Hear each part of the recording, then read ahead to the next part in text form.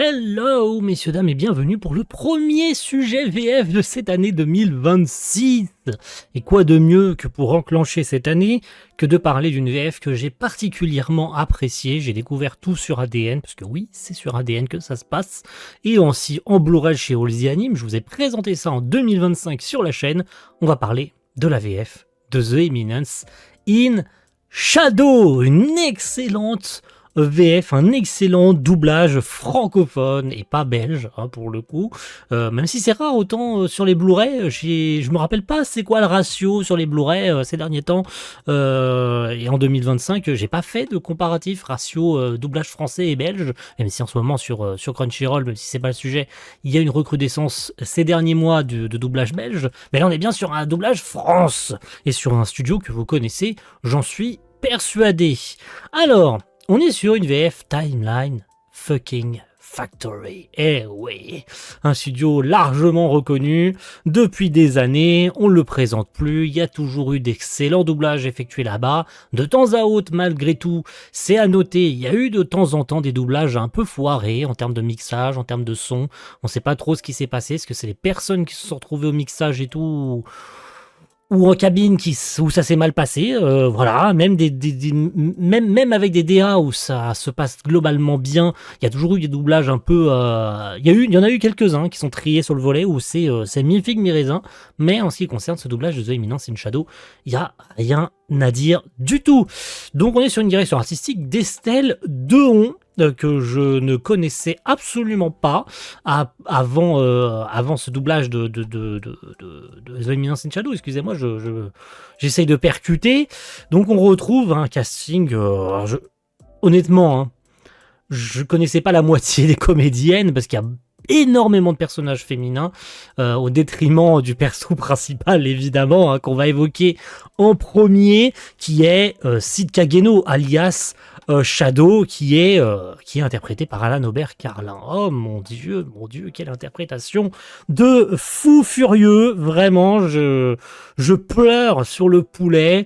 Un bon 95% du temps, il est juste incroyable sur Sid, vraiment, que ce soit sur son personnage typiquement loser, hein, quand il se fond dans la société en tant que Sid Kageno, en tant que le raté qu'il est, et qu'il se crée, hein, ce personnage qui se crée de loser absolument nul à chier en tout, et évidemment, hein, quand il prend son manteau de Shadow, l'éminence de l'ombre, et bien là, pareil, hein, il est parfaitement convaincant, mais il y a un mais, c'est malencontreux, voilà, en vrai, c'était une question qu'on se posait avant l'arrivée de ce doublage, comme de nombreux doublages avant lui, il y a des moments clés dans la série, il y a des passages clés dans cette série de The Eminence in Shadow, et il y a donc quelques passages très particuliers qui, au niveau du doublage VO, et je vais vous mettre un comparatif entre VF et VO, à voir si au fur et à mesure j'en ajoute ou pas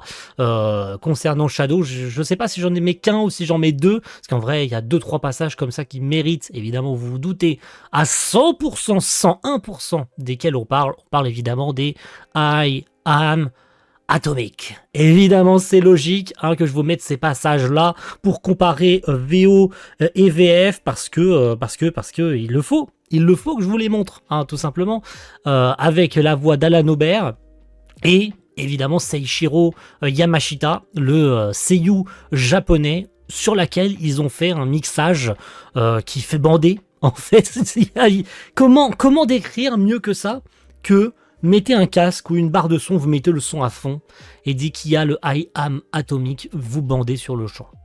Et malheureusement, c'est là où justement, j'en reviens à ça, hein, parce que je pars un peu dans tous les sens, que la VF pêche.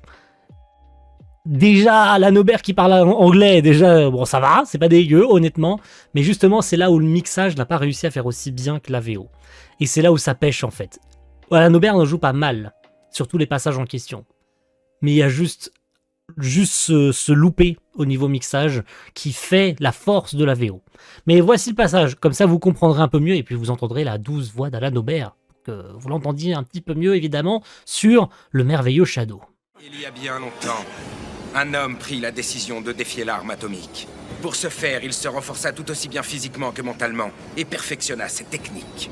Malheureusement, il y a certains sommets qui semblent toujours rester hors d'atteinte.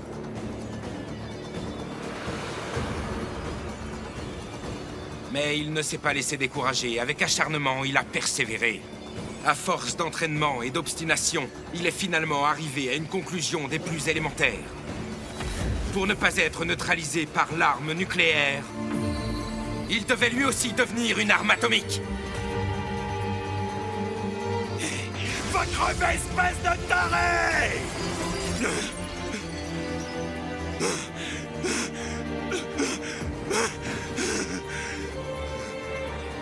La véritable toute-puissance réside en chacun de nous. Admire donc celle qui sommeille en moi.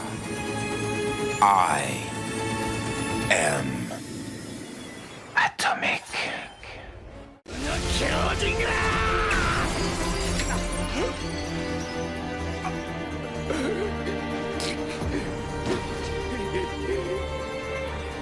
真の最強をその身に刻め。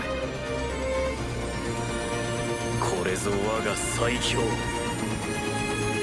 I am atomic.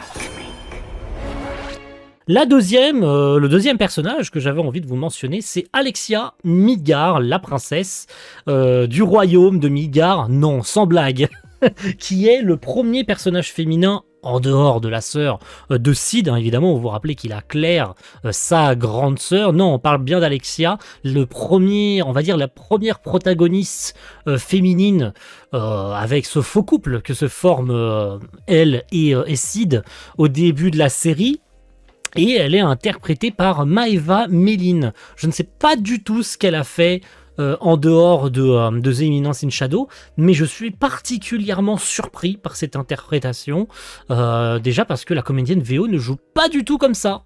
Je vous mettrai pas de comparatif, pour être tout à fait franche, mais j'avais pas entendu la VO avant, puis j'ai checké quelques petits passages en VO d'Alexia, et j'ai été surprise de voir qu'elle avait une voix typique de princesse un peu chieuse, tu vois, genre la princesse un peu cucul à praline, alors qu'en VF, il l'interprète en mode c'est une femme, quoi. C'est une femme parfaitement sûre d'elle, qui a parfois en proie au doute, mais elle l'interprète vraiment comme une femme, et pas comme une jeune princesse fougueuse qui fait des caprices pour avoir ce qu'elle veut et tout. C'est pas la petite princesse de besogne, tu vois. Je trouve que même l'interprétation VF est meilleure que la VO. Je sais pas ce que vous en pensez, mais honnêtement, je trouve que Maeva Mellin a parfaitement compris le tempérament du perso, qui est pas juste la princesse à sauver, qui est pas la princesse chieuse qui fait des caprices pour avoir des bonbons ou pour avoir tout ce qu'elle veut, qui vient pleurer dans les jupettes de son père. Non, c'est pas du tout, déjà, ça colle pas à l'univers de The Eminence in Shadow, mais je trouve que l'interprétation VO colle parfaitement au tempérament du personnage, son tempérament froid, son tempérament calculateur envers Sid au tout début, et je trouve que c'est vraiment cette interprétation de Maeva Mellin qui me surprend et qui m'a conforté dans l'idée que cette VF, déjà avec l'interprétation d'Alan Omer, voilà, c'est déjà un gage de qualité, mais la renforce encore plus comme étant une excellente VF, un excellent doublage Timeline Factory. Elle est quand même étrange, la technique d'épée. Tu maîtrises bien les bases, mais ça s'arrête là. Tu n'as rien d'autre, et pourtant je suis captivée à chaque fois que je te vois combattre. Ah, merci. Mais y a pas à dire, je n'aime pas du tout ce style. Ah, ça va pas aujourd'hui? Ta technique était plus imprécise que d'habitude. Ça va, c'est juste une blague de novice. Pas la peine de me regarder comme si tu voulais m'arracher la tête. Pendant longtemps, j'ai tout fait pour tenter de rattraper le niveau de ma sœur, Iris. Et malgré mes efforts, je n'y arrivais pas. Notre potentiel de base était trop différent. Je me suis donc mise à chercher un autre moyen de devenir forte. Je me suis entraînée comme une dingue, ce qui m'a permis d'aboutir à ce style. Tu sais comment on l'appelle? Le style des laborieux? Exactement. Toi aussi, t'es empreint de médiocrité si t'étais pas au courant. Désolée de devoir te l'apprendre. Pas de soucis, ça me pose aucun problème. Qu'est-ce qu'on peut évoquer d'autre? Ah oui, pourquoi pas, allons-y. Parce que je sais pas dans quel ordre j'aurais pu les présenter. Mais je pense qu'on va pouvoir parler de Rose Oriana, la princesse du royaume d'Oriana. Sans blague. Voilà, je voulais faire la blague une deuxième fois. Donc, qui est le deuxième, si on peut dire, crush de Sid, si on veut. En fait, elle tombe toute amoureuse de lui. Enfin, Alexia, non, au début, mais finalement, si. Et puis finalement, Sid, vous connaissez le personnage, hein, si vous avez vu la série. Sinon, vous seriez pas là à regarder la série, je m'en doute. Eh bien, elle tombe amoureuse de Sid. Et puis voilà, c'est comme ça.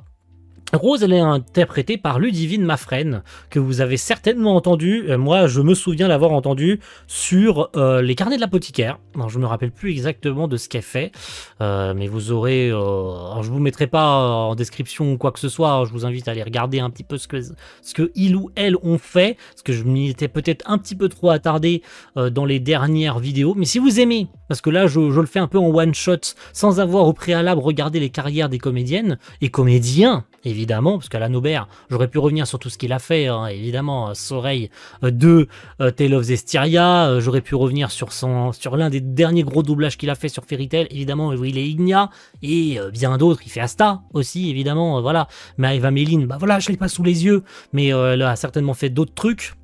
Ludivine Mafren, parce que son nom me disait quelque chose, et je sais qu'elle a fait sur The Eminence in Shadow, mais sur The Eminence in Shadow, sur les carnets de l'apothicaire, pardon, bah oui, elle est évidemment sur The Eminence in Shadow.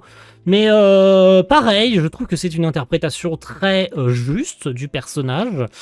C'est quelqu'un qui, en surface, est quelqu'un d'assez fort, qui se forge un caractère, qui finalement se brise par la suite de la série, et autant en VO qu'en VF, parce que l'interprétation VO, elle est pareille, elle est très mélancolique et très criarde, notamment sur la fin de saison 1, où il arrive un événement très important, et d'autant plus à la fin de la S2 aussi, où elle est remise en avant. Mais je trouve l'interprétation de Mafren, pareil, très juste sur le personnage. Elle se montre d'une manière forte au début, puis finalement très... comment on peut dire ça, pas brisé, mais oui, brisé par la suite, mais un peu faible, voilà, un peu comme quelqu'un en proie au doute, et ça passe super bien. Il n'y a pas un seul moment où je me suis dit, c'est pas bien interprété, c'est pas juste, c'est pas, ça manque de quelque chose, ça manque d'un petit peu de jeu en plus. Je me suis pas dit, non, la voix colle pas du tout au personnage, bien au contraire, j'étais tellement focus dedans que je me suis absolument pas posé la question si oui ou non la comédienne allait sur le rôle ou non. C'est dire à quel point le casting effectué par Estelle Dehon et les ayants droit et toutes les personnes ayant travaillé sur les adaptateurs, les personnes chargées de l'enregistrement, du mixage, sur ce doublage, ont parfaitement fait leur travail de A à Z. Félicitations jusqu'à maintenant pour tout le travail effectué. Au fait, tu vas là-bas pour faire quoi? Les épreuves de la déesse, toi aussi? Ah, ouais. J'imagine que c'est ça, ouais. Tout s'explique. C'est pour ça qu'Alpha me fait venir. Moi, j'ai même pas besoin de devoir y participer, parce que je sais à quel point tu es courageux. C'est drôle, je me disais tout à l'heure que c'est un chemin semé d'embûches qu'on prend tous les deux. Quand on y pense, personne ne nous félicite ni n'approuve notre relation. La Sainte Parole est unanimement reconnue comme la religion la plus populaire de ce monde. Elle est centrée sur les préceptes sacrés de la déesse Béatrix. Mais le héros légendaire qui a reçu les pouvoirs de la déesse est parti de rien, et pourtant il a fini par épouser la princesse d'un grand pays. Tu trouves pas que c'est un beau message d'espoir? Ça montre qu'au bout du chemin, il peut y avoir un avenir radieux qui nous attend. Si tu venais à réussir les épreuves de la déesse, je pourrais parler de toi à mon père, tu marquerais des points, j'en suis absolument certaine. Lindblum est l'une des terres saintes du culte de la Sainte Parole. Qui avons-nous et qui nous reste? Eh bien, on va parler d'Alpha. Alpha, qui est le premier personnage féminin de la série. J'ai dit ça pour Alexia tout à l'heure. Non, je voulais dire le premier, on va dire, protagoniste, entre guillemets, Alexia, parce que c'est le premier, on va dire, crush de... J'aurais dû peut-être le dire comme ça, au lieu de dire le premier personnage féminin. Parce qu'en vrai de vrai, le premier personnage féminin, il apparaît littéralement au tout début de la série, hein, c'est Nishino. Hein, c'est Nishino, le premier personnage féminin de la série. Hein, si vous vous souvenez de l'épisode 1, bien sûr. Mais je reviendrai pas là-dessus, de toute façon vous aurez vu le résumé de la série.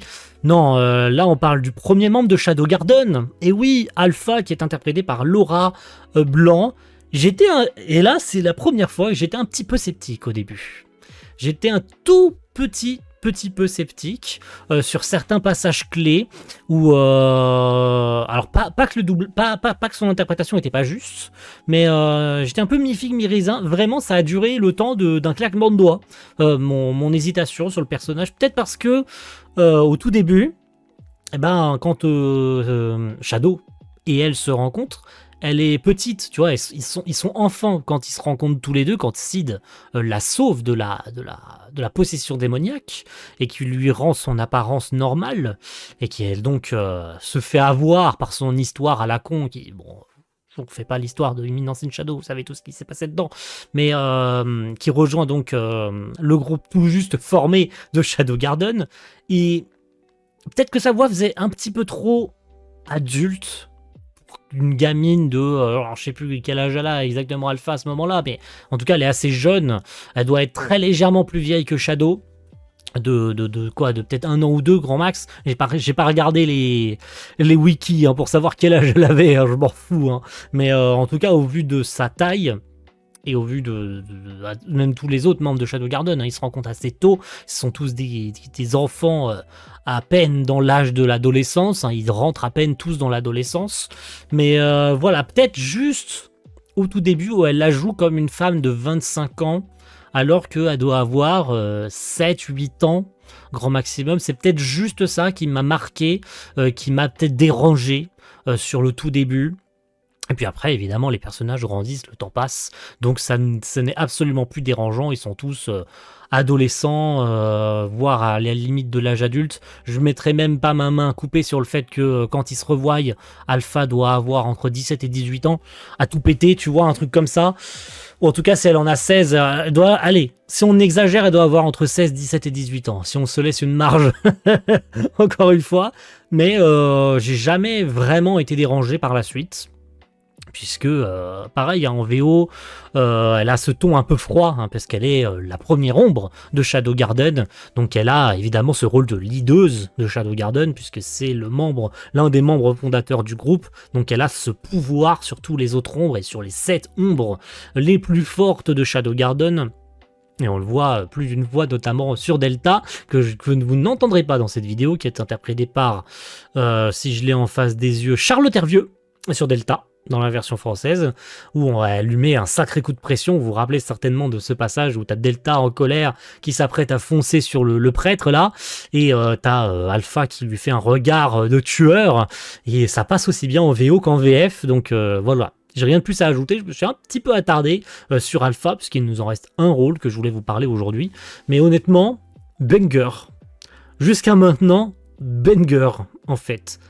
Et c'est tout, j'ai rien de plus à ajouter.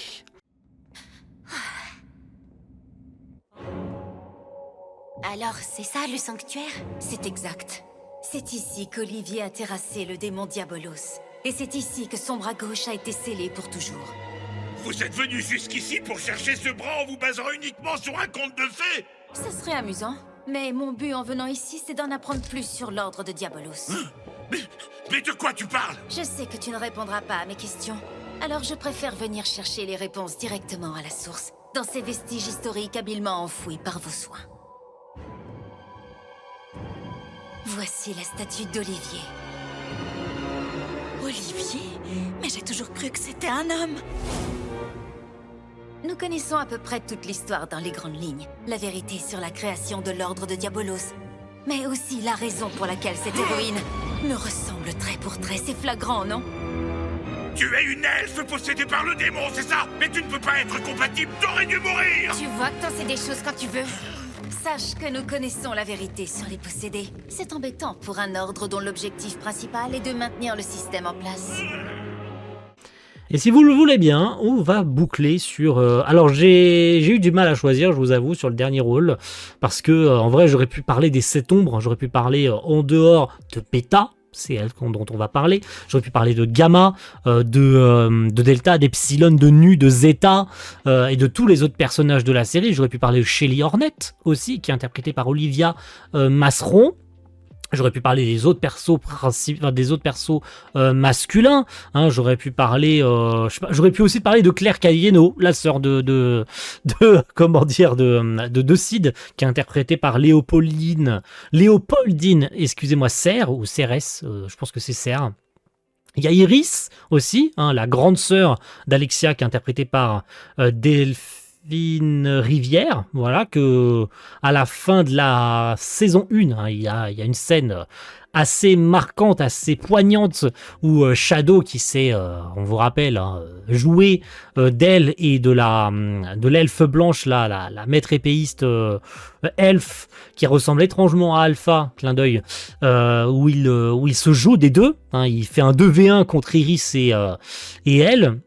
Et puis, il finit par se sauver après les avoir menés en bateau, et on voit Iris tomber au sol en colère et très déçue d'avoir strictement rien pu faire pour l'arrêter. On la voit en pleurs, à hurler de rage, de désespoir, d'avoir rien pu faire contre lui, et ça passe aussi bien en VO qu'en VF, donc l'interprétation de Delphine, voilà, rien à dire de plus.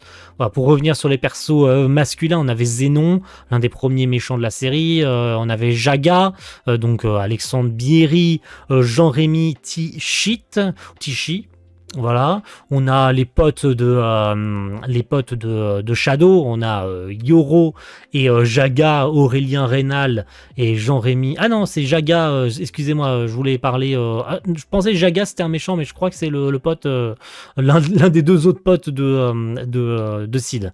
Puis après, on a Glenn aussi, qui est un autre méchant.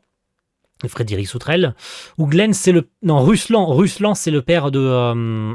Frédéric Soutrel, excusez-moi, voilà, je voulais revenir là-dessus. Et Ruslan c'est le père de Shelly Hornet, qui est interprété par Patrick Noéry. Et ça faisait longtemps que j'avais pas entendu Patrick Noéry. Oui, ce nom vous dit peut-être quelque chose, Patrick Noéry. C'était Zoro de One Piece. Il me manque. Il me manque terriblement. Oui, j'aime pas Alain Eloy. Oui, Eloi, Eloy, on s'en fout. J'aime pas la nouvelle voix de Zoro sur One Piece. Patrick Noéry, tu nous manques. Et donc, pour revenir, parce que je me suis étalé pour parler un peu, j'aurais pu parler de plein d'autres rôles, hein. Là c'est seulement les rôles que j'ai en face des yeux, c'est pas le carton de doublage entier malheureusement, mais vous pouvez le retrouver à chaque fin d'épisode sur ADN, vous avez tous les cartons de doublage disponibles, donc vous ne louperez rien. Si jamais il y a une voix qui vous fait penser à quelque chose, pouf, vous avez le carton de doublage à la fin, comme ça vous avez tout à votre disposition, c'est gratuit, c'est fait par ADN, merci ADN de faire ça. Revenons-en sur Beta, qui est interprété par Émilie Marié, que vous connaissez, vous l'avez entendu maintes et maintes fois sur plein de doublage. C'est pas la première fois, je crois elle était sur Fairytale la quête de 100 ans, je crois aussi, en l'occurrence. Sandek, hein, je crois qu'elle est vraiment sur Fairytale, Émilie Marié, je crois le souvenir. C'est une interprétation un peu moins bonne que la VO. J'ai entendu des passages après coup, je trouve la VO encore plus excentrique, encore plus dans le surjeu.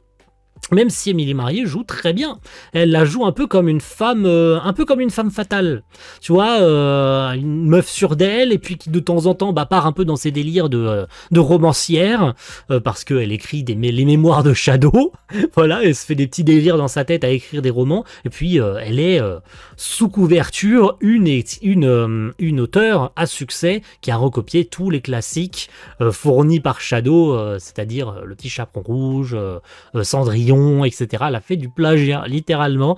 Mais voilà, dans la vie de tous les jours, elle joue comme ça. Même quand elle est aux côtés de Rose et de Alexia plus tard dans la série, elle se joue un peu en mode, comment on pourrait dire, meuf qui se la joue, tu vois. Et elle a toutes les raisons, évidemment, elle est beaucoup plus forte qu'elle, et elle pourrait les tuer sans aucun problème. Si elle avait envie, si on ne lui avait donné l'ordre, je pense qu'elle aurait pu tuer Alexia et Rose sans aucun problème, sans forcer. Alors, voilà. Mais elle est drôle comme personnage, voilà, un peu moins dans l'extrême que Alpha, qui est très premier degré. Mais voilà, j'aime beaucoup Beta, j'aime beaucoup aussi Delta. Étonnamment, autant en VO qu'en VF, Charlotte Hervieux la joue très très bien, pour revenir aussi là-dessus et pour boucler, parce qu'elle a ce rôle évidemment de bête sauvage qui peut péter un câble à tout moment et qui se la joue un peu comme une bestiole, tu vois. C'est pas juste enfin, elle a une apparence humaine, mais elle a ce côté un peu moitié bête et moitié un peu starbé, tu vois. Mais je trouve que ça correspond bien. C'est bizarre. Pourquoi ils s'amusent à s'envoyer des projectiles magiques comme ça sans bouger? On dirait que ça les amuse. Pourtant, elle est dans sa ligne de mire. Ils pourraient la battre et mettre fin au combat. Nami! Attendez, est-ce que Shadow est en train de toutes nous protéger? Parce qu'il sait qu'on peut pas se défendre. Même si elles me ralentissent, je refuse d'en perdre ne serait-ce qu'une seule. Oh, Shadow, c'est magnifique. Tu es si bon et courageux que même l'air qui t'entoure scintille comme de l'or. Je ne dois en perdre aucune, jamais. Shadow, mon maître, tu m'aimes au point de prendre de tels risques. Dans ce cas, je promets de ne plus jamais me plaindre. Je refuse Allez, je crois en toi. Tiens bon, Shadow. Je sais que tu peux le faire. de perdre Ne lâche rien. une seule. Tu l'es presque, Shadow. Détruis-la. D'entre elles. Voilà, ça c'est pour boucler. Merci à tous d'avoir suivi cette petite vidéo. Je me suis un peu étalé après avoir voulu parler de bêta, mais c'est pas très grave, hein. J'ai pu évoquer un peu certains rôles que j'avais sous la main. Patrick Noéry, tu nous manques. Voilà, n'hésitez pas à me faire un petit bilan. De toute façon, j'avais déjà évoqué la VF sur le Blu-ray de la série, donc c'est un vrai plaisir d'en reparler. Et puis on se retrouve très vite pour un prochain sujet VF. À plus tout le monde. Ciao. Bye.